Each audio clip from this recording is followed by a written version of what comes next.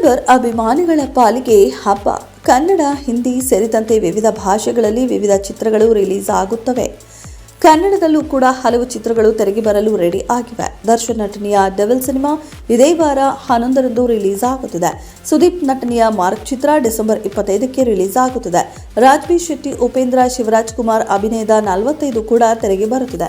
ಈ ಪೈಕಿ ಡೆವಿಲ್ ಹಾಗೂ ಮಾರ್ಕ್ ಟ್ರೇಲರ್ ರಿಲೀಸ್ ಆಗಿದ್ದು ದಾಖಲೆಯ ವೀಕ್ಷಣೆ ಕಂಡಿದೆ. ಡೆವಿಲ್ ಹಾಗೂ ಮಾರ್ಕ್ ಟ್ರೇಲರ್ ನೋಡಿದ ಫ್ಯಾನ್ಸ್ ಖುಷಿ ಪಟ್ಟಿದ್ದಾರೆ. ಕೆಲವೇ ದಿನಗಳ ಅಂತರದಲ್ಲಿ 2 ಸಿನಿಮಾಗಳು ತೆರೆಗೆ ಬರುತ್ತಿರುವುದು ವಿಶೇಷ.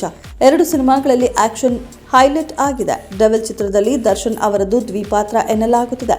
ಸುದೀಪ್ ಅವರು ಮಾರ್ಕ್ ಚಿತ್ರದಲ್ಲಿ ಪೊಲೀಸ್ ಆಗಿ ಕಾಣಿಸಿಕೊಂಡಿದ್ದಾರೆ.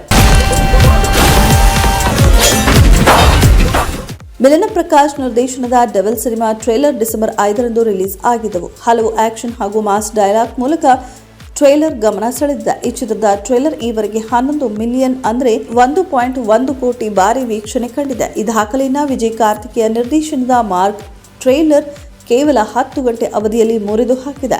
ಸದ್ಯ ಮಾರ್ಕ್ ಟ್ರೇಲರ್ 14 ಮಿಲಿಯನ್ ವೀಕ್ಷಣೆ ಕಂಡಿದೆ. ಅಂದರೆ 1.1 ಕೋಟಿ ಬಾರಿ ಟ್ರೇಲರ್ ವೀಕ್ಷಣೆ ಕಂಡಿದೆ. ಕಾಟೇರ ಬಳಿಕ ತೆರೆಗೆ ಬರುತ್ತಿರುವ ದರ್ಶನ್ ಅಭಿನಯದ ಚಿತ್ರ ಡೆವಿಲ್. ಸದ್ಯ ಅವರು ಜೈಲಿನಲ್ಲಿ ಇರುವುದರಿಂದ ಅವರ ಮುಂದಿನ ಸಿನಿಮಾ ಸದ್ಯಕ್ಕಂತೂ ಬರೋದಿಲ್ಲ. ಇದನ್ನು ಸುದೀಪ್ ಅಭಿನಯದ ಮ್ಯಾಕ್ ಚಿತ್ರ ಕಳೆದ ವರ್ಷ ಡಿಸೆಂಬರ್ನಲ್ಲಿ ರಿಲೀಸ್ ಆಗಿತ್ತು. ಆಗ ಅದೇ ನಿರ್ದೇಶಕನ ಜೊತೆ ಅವರು ಮಾರ್ಕ್ ಸಿನಿಮಾ ಮಾಡಿದ್ದಾರೆ.